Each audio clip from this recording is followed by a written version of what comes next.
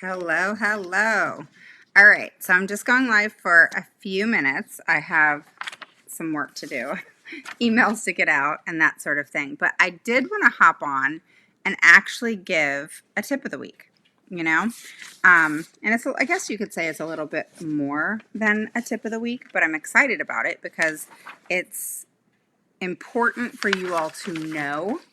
And I think that it will really be something that plays a big role in a lot of things that happen. Okay. So, we're going to talk about today. Hi, how are you? Hi, let me move this. Okay, so that's good.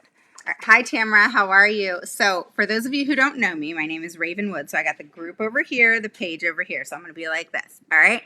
So, my name is Raven Woods, and I'm the CEO and founder of Autism Mama Rocks IEP, and I help parents gain the knowledge and the confidence to become the CEO of their IEP meeting. So, for those of you who are new, whether you're new to the group or new to the page, post a 1 below. Okay? Tell me where you're from, what state, all of that kind of stuff. You know, if you want to mention, your child has autism or your child has Down syndrome or your child has ADHD, please share that. That's what this page and group is all about. The group is a little bit more private. So for those of you on the page, if you want to put in the search bar, Autism Mama Rocks IEP group, join the group. Don't forget, I'm doing I'm picking from a hat. All right, so go and join and subscribe to my YouTube channel. That's going to be up and going come the beginning of June. So go to YouTube. All right, the link was posted yesterday. I'll post it again below in the group and below on the page for you guys to have that. And go subscribe and then post below that you went and subscribed. And then what I will do is I will put your name in the hat, and I'm going to be giving out Amazon gift cards. Okay, so I'm going to give you the link right now, at least for those of you here on the page, so that you can go and you can make sure I have this. Okay. All right, there we go. All right, so I'm posting it on the page. All right, so it is posted on the page, the YouTube link. So take a minute, and for you guys on the group, I don't know how to do it on my phone. So I'll post it afterward, unless somebody over here that is going to be super nice wants to take that link for YouTube and go post it on the group for me. I would be forever grateful. But I will post it if nobody does after this right below. So just look for it, go subscribe, post subscribe below once you subscribe, and then your name will go into the hat, and I'm going to be giving away a couple Amazon gift cards. Okay. Hi, Dujour. Hi, Sally. Hi, Mary. Hi, Tamara. Hi, Dorali and Bibi and Nadia and Tamara and Tarina. Welcome again. And Tess and Pamela. Pamela says, my son was just diagnosed with autism level 3. He is nonverbal. We are in Indiana. Awesome. Welcome, welcome. Okay. Hi, Dorothy. How are you? Okay, so we're going to talk about today an interesting, topic. Maybe you guys have in your IEPs where your child had an assessment, and in this assessment it says, a visual perceptual or visual motor deficits, or maybe it says, visual motor problems. It can say visual memory. It can say visual processing. There's so many things that it can say. Visual. But basically, I want you to know about this because you guys know that I'm, all gung-ho about, working memory and executive functioning. But, like executive functioning, guys, is everything about everything. So, executive functioning is like, I explained before about one of those evaluations that I read that was amazing. And, you're the captain of the ship. And if you're the captain of the ship, all right, you got to know where you're going. You got to, have your sights in line so that you get to your destination, right? Well, if you have trouble with executive functioning, you're unable to process in order to get to that destination. Okay? So let's talk about this. Visual memory, visual processing, visual motor skills. You got visual perceptual and deficit disorders. It's all about processing and the visual portion of it. Okay. And like, for example, visual motor deficits, all right, have a lot to do with the ability to understand information. Now, would that affect you in the educational setting? I know that would affect me if I had trouble understanding visual information. All right. And if you think about today, everybody, all teachers, I hear it all the time. I show them pictures, show them pictures, show them pictures, show them pictures. I'm so overhearing about showing pictures that it's making me crazy. All right. So just remember, with pictures, I don't care if your kids are shown pictures. Just never have them shown pictures when they are reading. Thanks, Tess. I appreciate that. Thank you so much. So Tess posted in the group the link to the YouTube. So go ahead and subscribe and post below that you subscribed, and then I will put your name in the hat for the Amazon gift card, okay? So another thing, a child's learning ability is largely contingent, okay, on how well we can interpret visual information, all right? And reading, writing, solving math problems, social interaction, spelling, the social interactions with other children, all right, are heavily affected, all right, by visual perception and visual motor integration, all right? So let's just talk about that for a second. Let's start with visual memory, all right? I'm going to give you the definitions of these, okay? So this isn't one of my I didn't write this one up, okay? I always tell you guys I write my own stuff. I do. But this one is I'm giving you the definitions, okay? So visual memory refers to the ability to accurately remember something you see, all right? You go to Disney World, you see the castle, and everybody remembers Disney World by that castle because they saw that castle. It's so cool, and that's where the princesses live and all of that kind of stuff, right? So that is our visual memory of Disney World. All right. And so that's important because that creates what? Life happenings, life situations in which that's normal. You know, it's something that's really good for kids to have. Hi, Dorali, you're from Massachusetts. Awesome. That's my new and upcoming state, by the way. California is #1, Texas, New York, Massachusetts, Ohio. They're the ones that are making me crazy these days. All right, so then you have visual processing speed and accuracy. That's kind of a no-brainer, you know, where the things that we're reading, all right, the sentences, the numbers, you have very few errors. You're able to read it quickly, you're able to understand it quickly, and you process it quickly, all right, with very little errors. All right, you got visual motor integration, which is the ability to correctly perceive visual information, process it, and move your hands and body accordingly. So visual motor speed is the ability to efficiently integrate visual skills and motor skills together. All right.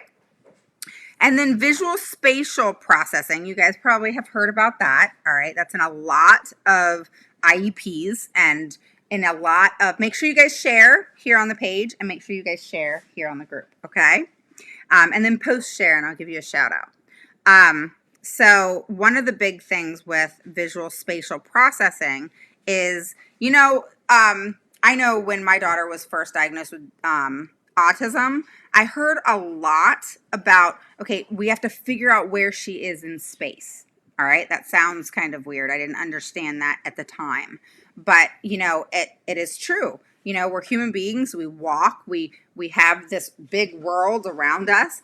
And when you have autism, how you perceive that, how you visualize that, how you hear everything that's going on is different. All right.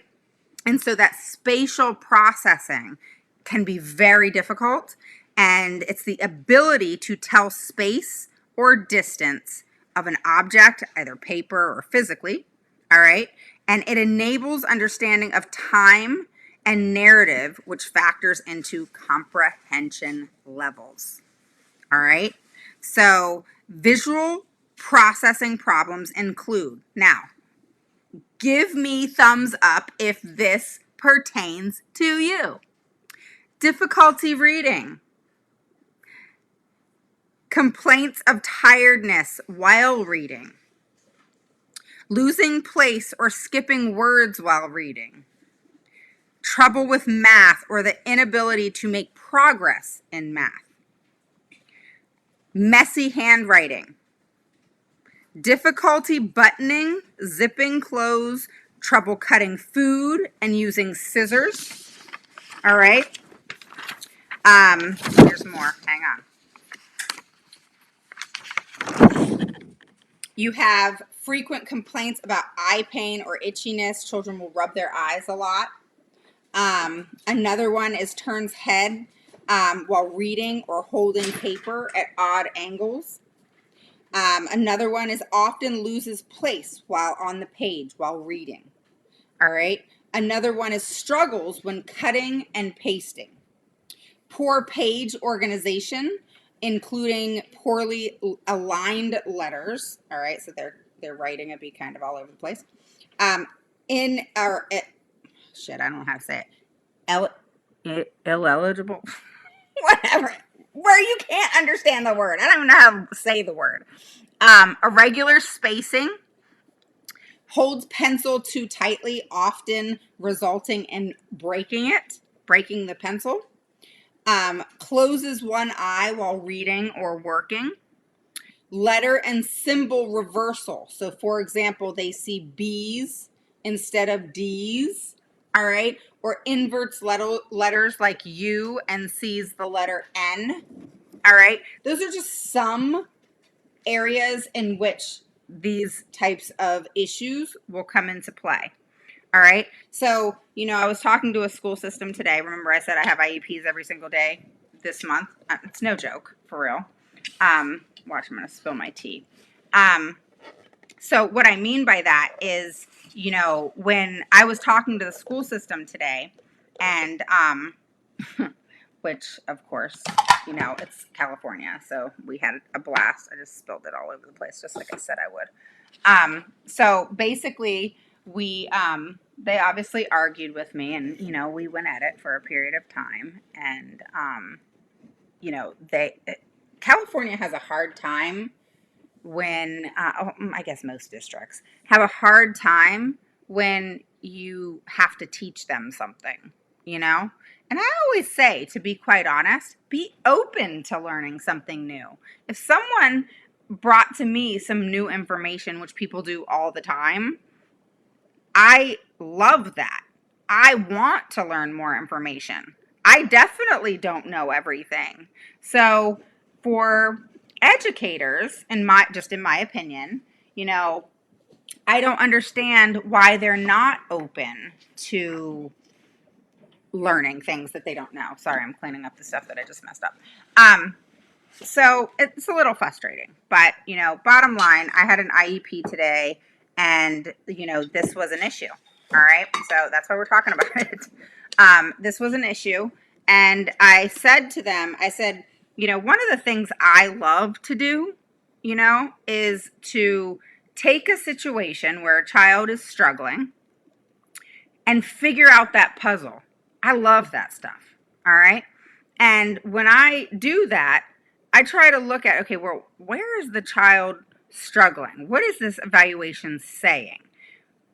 I don't just look at scoring, low, below average. Okay, awesome, great. But I want to hear in the writing what that means. So if an assessment is done and you hear, hi, Sin, Texas here listening. I love Texas. Just kidding. No, my brother and dad are there, but I have a lot of cases in Texas. So I struggle with understanding their inability to learn something new. That's number one. All right. But when a child is struggling with something, all right, I want to know why. All right. And I always, and I've said this to you guys, I associate it with, it's not always in line with what the problem is. All right. So what I mean by that is, and this is exactly what I said today, actually. I said, in 2015, I was crossing the street and I was hit by a truck. Okay? Yes, truly happened. Showed you guys pictures before. And I said, when that happened, all right, obviously I had a lot of issues. All right, I almost died. And, there was a lot going on. All right. And I had a TBI, all kinds of stuff. All right. Long story short, when that happened, I learned very quickly how if one part of the body is in pain, just take back pain, for example. All right, you can have back pain, lower back pain, and then you have this thing called the sciatic nerve, and then all of a sudden it goes all the way down your leg to your foot. But it's your back that's having pain, when really it's your glute and going all the way down your leg, but affecting your lower back, your glute, and your leg, and your foot. All right. And so I said, sometimes where the problem is not where the problem is. All right. So they could see, oh, the child can't read. Okay. Well, let's figure out why the child can't read. What's going on? Is it how somebody's teaching them? Is it the methodology that's crap? What is it? What's going on? And then when you have a child that can't read and understand and comprehend, okay, usually it's vocabulary and comprehension, or language knowledge and comprehension, the language comprehension, which is vocabulary. And then you have a child that has sloppy handwriting, or you have a child that has trouble with spelling, or you have a child that has trouble, with staying organized, all right, and has a lot of focus issues. Okay, well, that could be a lot of things. That could be working memory. That could be visual issues, motor integration, processing, perceptual. It could be any of that. All right. So we have this puzzle here, and school systems just, shove it off as if it's nothing. And that's a problem. We need to figure out what the problem is in order to solve it. All right. If that means more testing, then that's what needs to be done. If that means we need to go to a specialist and have a even better evaluation, an IEE, then that's what we have to do. We have to do whatever it takes to figure out that puzzle. All right. You keep digging and digging and digging and digging. And that's why, Lindsay, welcome to Massachusetts, always seems to be a pain. Yeah. And that's why I always say, answer their questions with a question. All right. Because what you're doing is you're digging for more information. All right. So when they say whatever they say, and they're talking to you and asking you something or saying something, answer it with a question. Take a minute, think about it. All right. And then respond with a question. Don't answer. Respond with a question. Do they test for visual processing? Yes, ma'am, they actually do. So visual memory, to just recap, all right, here's your tip, because then I'm hopping off. I have 2 emails that I got to write for clients, and I got to get them out tonight, is retaining information acquired visually. All right, that is visual memory. All right, so if a teacher's writing something on the board and you have a child with visual memory issues, they're not going to remember what it is that they wrote, all right, and anything about it. All right, they're going to be able to see it, but they're not going to remember what that information means.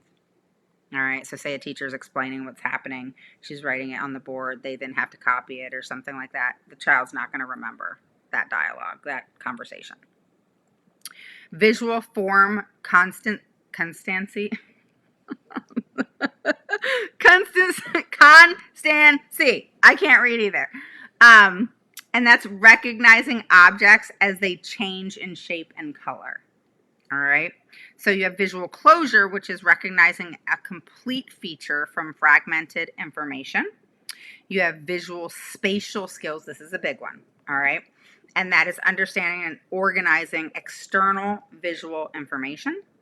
All right. And then you have visual sequential memory, another big one, memorizing a series of objects. All right. And then you have visual discrimination. All right. And that is awareness of of shapes, sizes, and colors. All right. And so if you think about everything that I just said and all the areas in which this visual stuff, motor problems, perceptual, processing, all of that stuff, think about what I just said and talked about and how, all of this could be affecting your child and could be impacting their reading, their writing, their spelling, their ability to do math. Basically, every single part of the education that they're supposed to be getting. All right? So it's important to just remember that visual information is important, and you need to stay focused on the bottom line. The bottom line being get evaluations. The bottom line being know how to read those evaluations. And then the bottom line is making sure that the needs that are stated in the evaluations are addressed. In this IEP that I was in today, they keep wanting to talk about the positives. Again, guys, I don't care about the positives. Kids don't have IEPs because they're so great. All right. And what I mean by that is they are great. I'm not going there. But what I'm saying is what's going on in the educational setting is not great. That's why they have an IEP. All right. And so if it was great, they wouldn't have an IEP. So I don't want to hear about all the positive things that in normalcy, normal, everyday life. Of course we want to hear about that stuff, right? But when I'm focused on,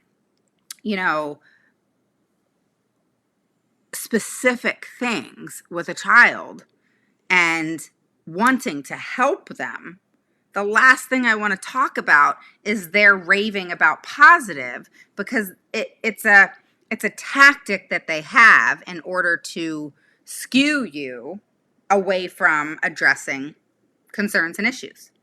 Did you know that? All right. It's a tactic. Okay. A tactic. It is. I was telling you guys last night that I took a speech and body language course in college. And it was one of the most awesome courses I ever took. I think I told you that too yesterday. And, it's so important to be able to understand and read through that. All right. And, school systems will try to pull, what did my grandmother used to say? She used to say, what was it? And maybe one of you guys can correct me. Like, pull the wool under you, or pull something like that. She would say, they're trying to pull the wool under you, or it was something along those lines. All right. And it's kind of funny because for me, I'm like, they're just trying to bullshit you. Right. But she would say something like that and it would crack me up. And, that's what they do is, I don't know why they do it. Pull the wool over. Yeah. I'm like, am I saying it right? But I don't know. Pull the wool. Yeah, that's it. They're saying pull the wool over your eyes. So I had it wrong. So I don't understand, why they do that.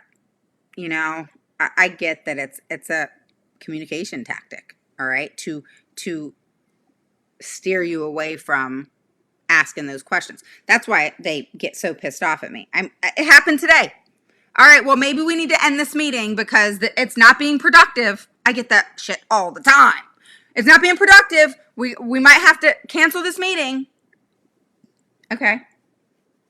So what we were talking about is I went after the speech therapist that was not the speech therapist of the student. It was a speech therapist that had come in to do an evaluation. And in her evaluation, I had problems with the fact that Asha has changed a lot of things. All right. That, speech therapists are now responsible for literacy and reading, and they're responsible for a lot more things than they used to be responsible for. All right. And, that is a live that we'll do at another time, okay? But my point was to her is she did this evaluation. She went through the evaluation. And then she got to the recommendations, which people, the district, staff was raving about it. And I'm sitting there thinking, like, what are they raving about? I mean, I think she had like 8 recommendations, but they weren't really that good. So I didn't understand what they were raving about. So I stayed focused. All right. Whatever. They do that crap all the time. Again, a communication tactic. All right. To steer you away from what your focus should be on. All right. So my focus was what it was. All right. In your evaluation, in the recommendation area, it was poor. According to ASHA, you have to not only put recommendations, meaning what, accommodations do you suggest? What modifications, if necessary, does the child need? All right. And she did have 8 accommodations, but like I said, they weren't accommodations that I have my list, I have my mini course, right? Of it's services, accommodations, and modifications. If you guys want the course, let me know. I will give you the link. But the thing is, and if you get my big course, Rock the IEP, you get the services, accommodations, and modifications mini course for free, just so you guys know. But the modifications were not the wow modifications that I usually like to suggest. All right. They were kind of mediocre, if you will. And so I wasn't impressed, but I didn't say anything about the accommodations. What I said something about was the fact that she did not recommend what the child needed to have for speech. And she kept saying that, oh, well, we can't do that until we create the IEP. That is not true at all. In your evaluation, when you do a thorough professional evaluation, at the end, when you give your recommendations of accommodations and modifications or whatever it is, and summing up the whole evaluation, you then say, I would suggest that the student receive 2 times a week at 30 minutes, speech therapy, direct, one-to-one, whatever it is that they are recommending, and work on XYZ. That is what professionals do. So I said to her, you not putting that, she said, we're not supposed to do that. That's not allowed, blah, blah, blah. I said, that's interesting because that's not true. I said, according to ASHA, you have to do that. And according to ASHA, you are licensed to do what is required of you. You are not licensed through the school system. You are licensed through ASHA, who holds, basically, it's the laws of speech, if you will. But let's just go with that. All right. And so it makes no sense for her to say, oh, we're not allowed to do that. Who said you couldn't do that? All right. Then she started talking about the assessment. And well, in the assessment, these are the things, that we went over. And, a lot of the assessment it wasn't valid. It was unable to be done. So then I questioned that. I said, if you're giving, because she said that she gave an assessment to a nonverbal child that was for a verbal child. So why the hell would you give an assessment to a nonverbal child that an assessment a nonverbal child can't even take? Why would you do that? Oh, well, we have to. No, you don't. You give assessments in accordance to the child's needs or abilities or possible concerns, and to be able to establish present levels in order to be able to write correct present levels in order to give them the right services, the right accommodations, the right modifications if necessary, and you move forward from there. All right, that's what evaluations are all about. What is the point in an evaluation if you cannot give the evaluation to the student because they're nonverbal? That is the stupidest thing I've ever heard. So I questioned that. Oh, they don't like this shit. Oh, we need to cancel the meeting because I'm asking questions that I should be asking and they don't like to answer it. That is a problem. They want to say, oh, how wonderful your child is. Oh, I'm going to give you kudos on this. What great accommodations. Screw that. Okay, there's problems with this. How do you guys not see it? Quit trying to rub it off and swipe it under the rug. These are problems. Problems. Okay, you can't just put down 8 accommodations that are mediocre and ignore the fact that you did not make a recommendation in which the child should have of what type of speech. Oh, we do that when we create the IEP. No, you don't. You did the evaluation. You're the speech therapist. You put that down. Yes, at the IEP, do we all as a team come together and make a decision? Sure, but you're the speech therapist. Are you? And so I said to her, and this is what I said, I don't hold back in IEPs, guys. I don't. And the reason I don't is because I'm going to ask them those hard questions. I have no problems putting myself out there and asking those questions. Okay? And like I said, I don't care what they think of me. I'm not in an IEP to have them think highly of me. I'm in an IEP to find out answers, to get the child what they need, what's appropriate, and individualized for them. I could care less about anything else. It's all about the student. So everything else, I don't care. All right? So then I said to her, this is what I said.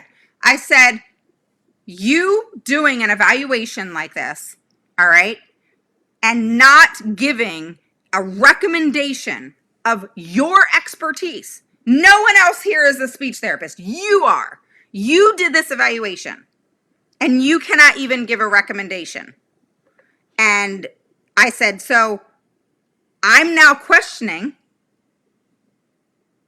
your expertise.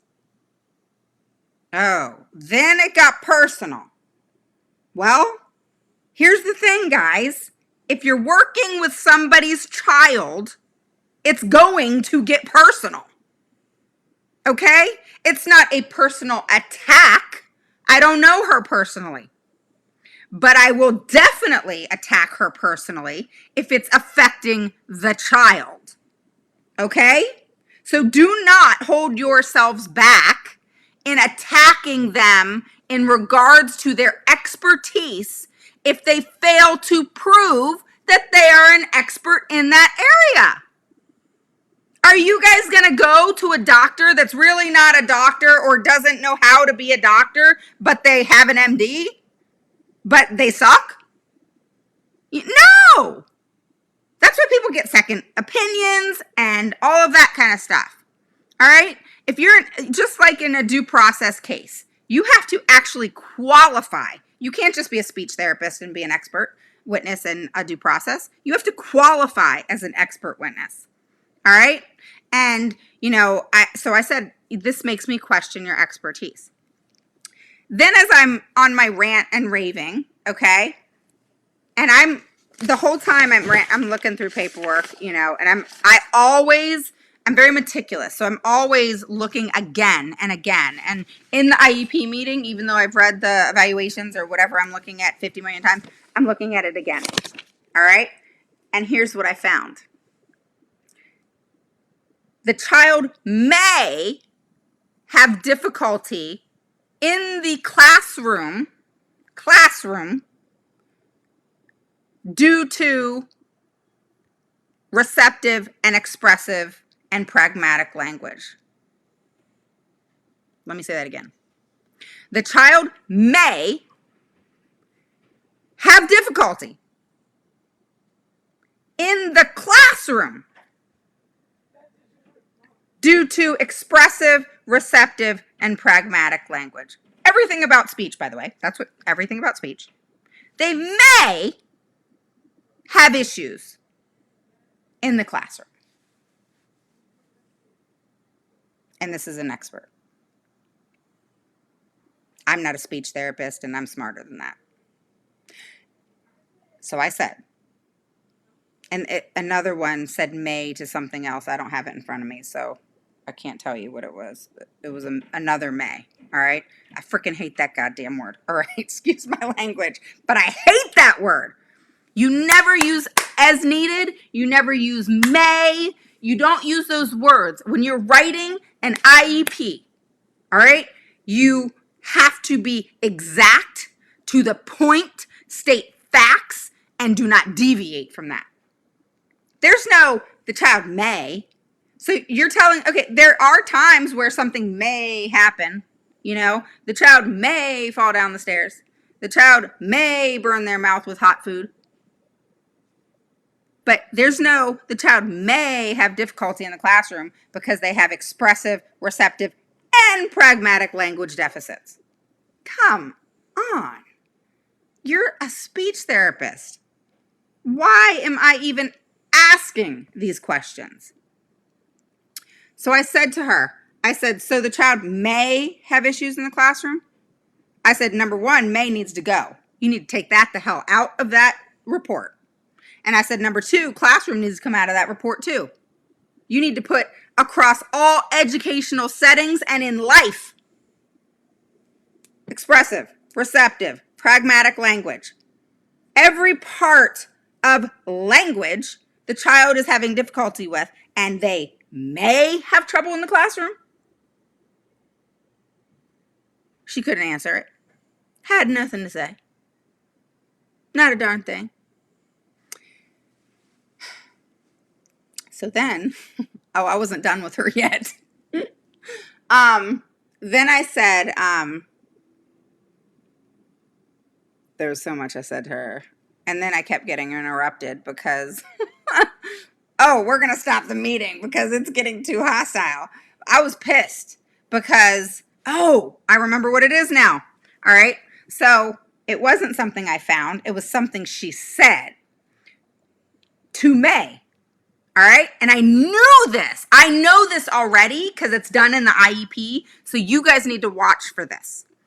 When they use the word may, they're told to use that word. Okay. So she said this, and you know, one of my parents asked me, and oh, I'm going to put this out there. Okay. Even on the page. All right. One of my parents, you know, they said, oh my God, Raven, you are so abrasive. You come across, your tone, you're this, and you know, they were like, that is why we hired you.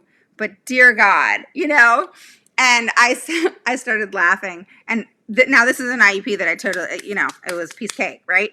And I said to them, I said, come on now, you listen to my lives, right? Right?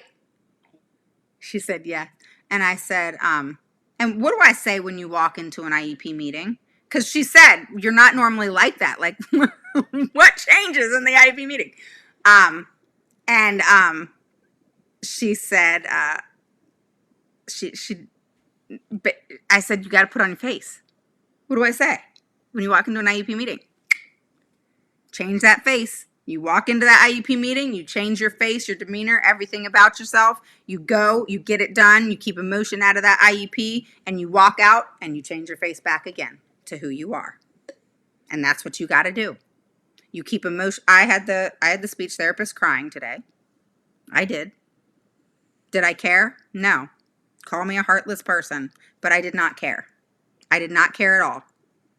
Because if you're going to be an expert, you're going to write something in regards to a child, you better make sure that it's written with fidelity. All right? And this is what she said. I was told to put May in there. Oh, yeah. That's what she said.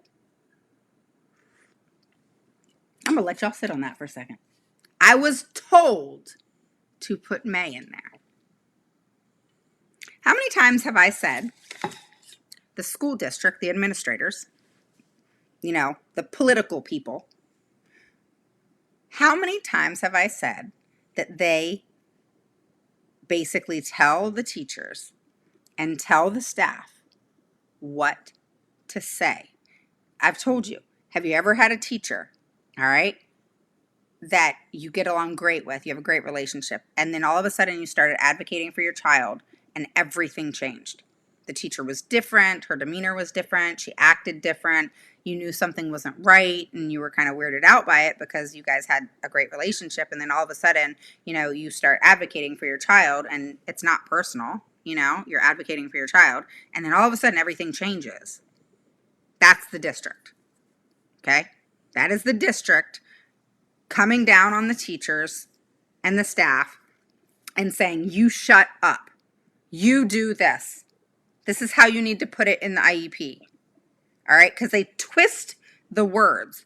You know, one of the things that's so important, just coming from a family of law, both my parents are attorneys. I know, crazy. Is all right, the fact that how things are written. All right, my parents used to say this to me all the time. Raven, don't you ever sign a contract until you read it 3, 4, 5 times. And even if you have somebody read it to you so you hear it from a third party, don't you sign that contract. All right, same thing with the IEP. It's a contract, a legal federal document, okay, that can go all the way up to the Supreme Court. All right. My daughter, who's a teacher, she said to me, this is in reference to COVID, you know, like school systems were supposed to report when teachers or students got COVID. Hi, Yana, how are you?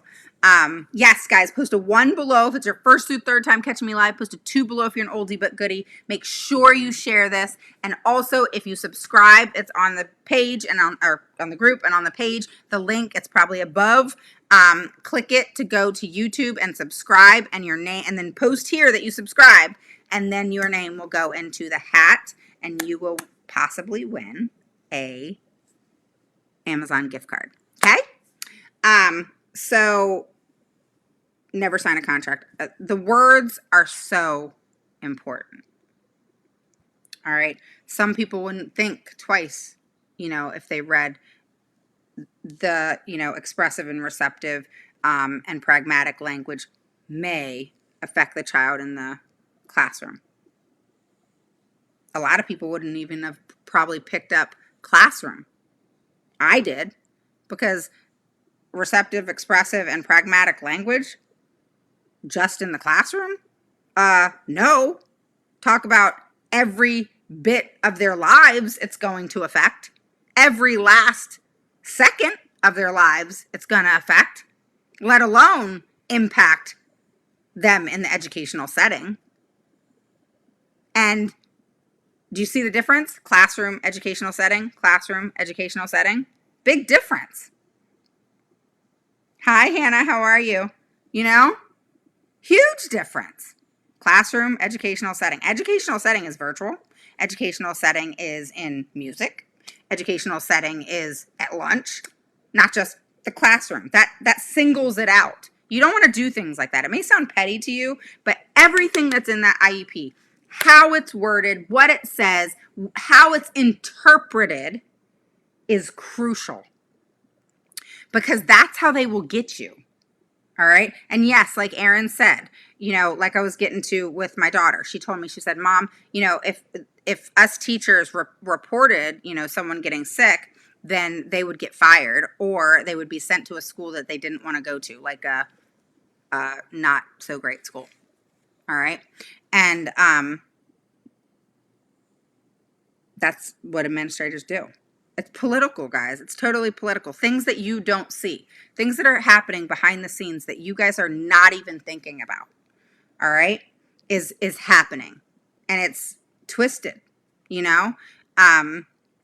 It's not, you know, oh, you did something wrong, or you know, little things like that, you know, that you make mistakes and you do something wrong or whatever. No, this is ongoing. Mistake after mistake after mistake after mistake after mistake, and it's affecting a child and their education. Problem after problem after, just lie after lie after lie after lie after lie. Just own it and let's move on, you know? So anyway, an important thing to remember as I'm summing this up is everything that is written in that IEP is crucial. All right? Crucial. All right? We'll post my big course in both the page and the group. If you get the course, all right, my big course, it starts from beginning, preschool, all the way to the end, includes transitions. Every single part of the IEP is in this course. All right? You get a workbook, and it's awesome. And you get my PPPN system, which is plan, prepare, present, persuade, negotiate, only if you have to, trademarked. You get the services, accommodations, modifications course for free. One of the biggest things that I want to put out there to you, all right, is please look at your IEPs. Don't skip over them. All right? Make sure that you are familiar with those words. Read it and read it again. You know, it's a very thorough course. Thanks, Tamra. Yeah. I see it all the time. I know it's hard to, it's hard to know, you know, but it's so important to, you know, be mindful of it. And to, we have to be lawyers in a way, not for real, but lawyers in a way, in the sense of our child is having trouble in one area. We need to figure out what's going on. All right. A child doesn't just struggle in one area just because. It doesn't matter if they have a disability. All right. You can't always blame the disability. Okay. Everything does not always come from the disability. All right. We get confused. I got confused with that. Like Skylar will do age appropriate things, then she does things that are completely not age appropriate and several years behind. And, things that she'll say or do even to this day, like I'll think in my head, like, did she really just say that? But the course is huge. Oh, thanks, Bill. So you took the course, Bill, with Kim? So, it's just really important to know, like I don't always know, like Skya say stuff and I'm like, that's really kind of age appropriate, So it's like she's acting like a teenager. It's not autism talking. She's talking back. Autism's not talking back, So you've seen it. So it's one of those things where we have to kind of dissect that, because they do age appropriate things. And then of course they do the things that aren't so age appropriate. But just be mindful of the visual stuff. All right. Because we're addressing reading right now. And I want you to know that this is a huge piece of that. All right. And it's something that you have to stay on point with, because if your child is struggling with anything visual, it is going to affect them in all those areas. Okay?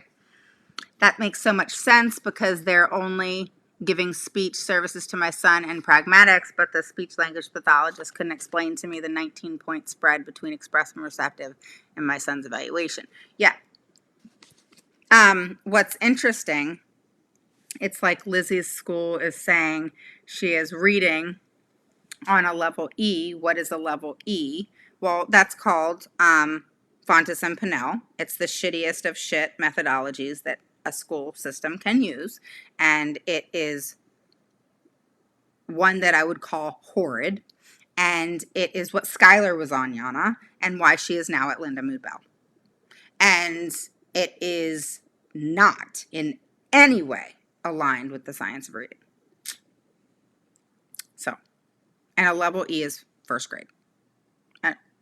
A, B, C, D. No, that's kindergarten. Okay. So, all right, guys. So that's it for tonight.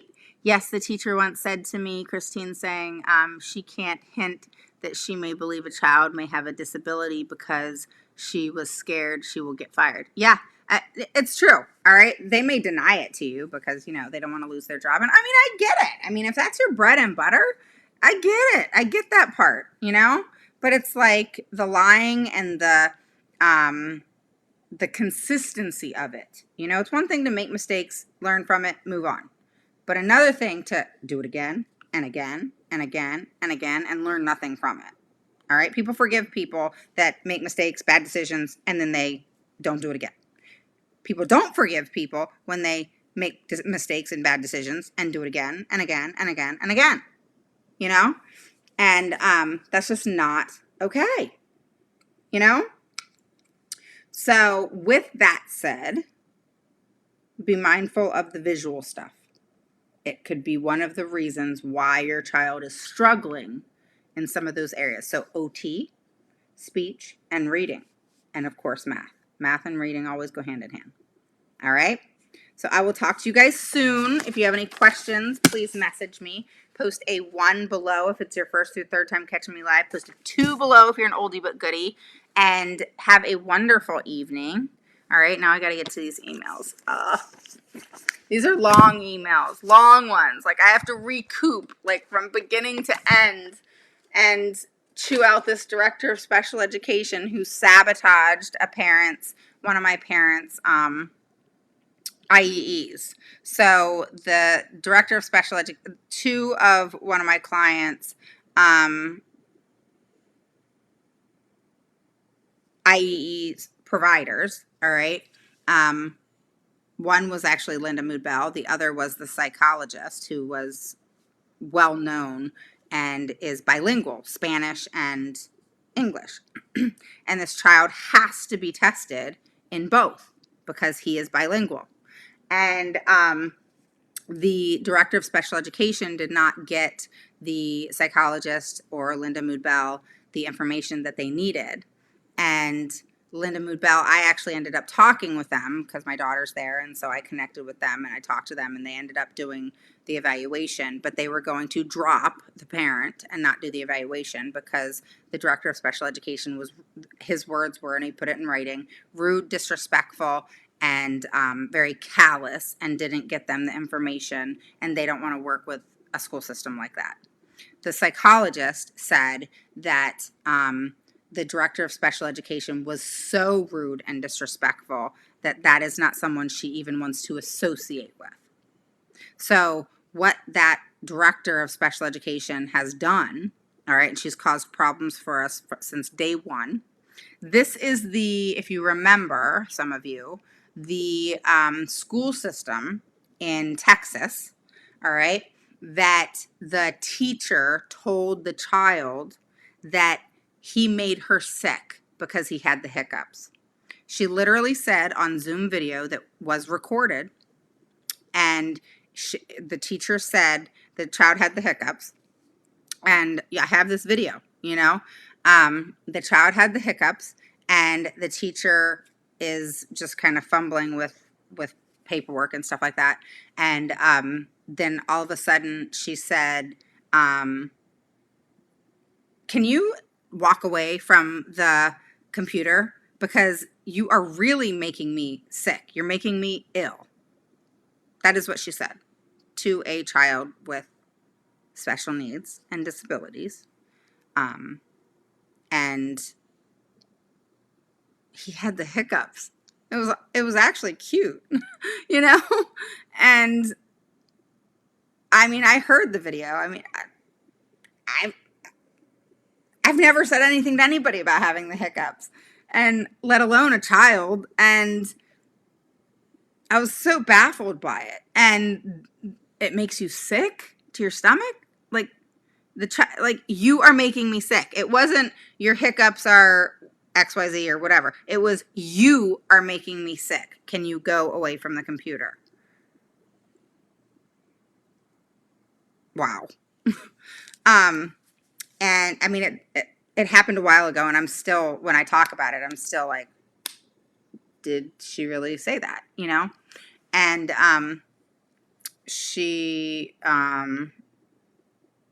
the school district is just jacked up and have been nothing but a royal pain in this parent's butt. And now the director of special education sabotaged the parent's right to an IEE, number one. Number two, the director of special education discriminated against the parent and the student in regards to the IEE. And the director of special education removed the right of the student to have an evaluation. That is just the tip of the iceberg of what I'm getting ready to nail them with. Because they literally make me sick. I've had it with this school system, and I'm done. All right. We are going to the paper. We are going to send the video to every single place possible. And we are going to make sure that this teacher never speaks to a child like this again, and that the district learn their lesson, because that should not be allowed. You know, you hear on the news about, kids being kept in bathrooms for the day, being hit or something by somebody, all kinds of things, and, in this situation being told, you make me sick, like the things that, yeah, like some people just should not be working with kids. They just shouldn't. So I will talk to you later. I got to get to this email. Wish me luck. But yeah, I'm thorough with emails. I don't write emails to write emails. Okay, so I have a purpose. So I'm going to literally start from day one when I sent my first email and create a timeline to today for this email. And I'm going to send it to Fox News.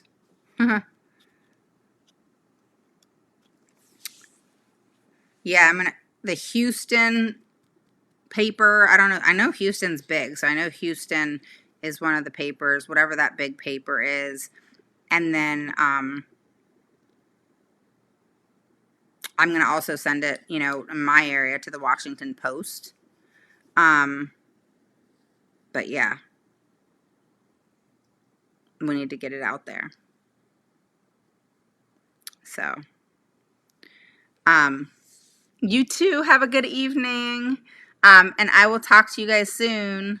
Oh, it's past 10 o'clock. Guess what's on right now, guys? Queen of the South. If you guys watch that, all right, I'm addicted to Netflix and that show. Remember we were talking about Netflix, guys, on the group? Not the page, but the group. We talk about that stuff, all right? We talk about fun stuff too, guys, all right? All right, so, and Bridgerton is coming back next month. I'm excited about that too.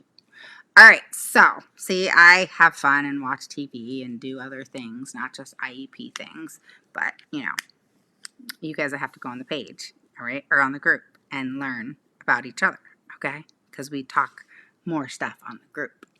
All right, good night, Dorothy. I'll talk to you later. Wish you good luck. Teach them a lesson. It's a damn shame. Yeah. All right, guys, I'll talk to you later. Have a wonderful evening and have a good night. Okay? I'll talk to you soon. Bye.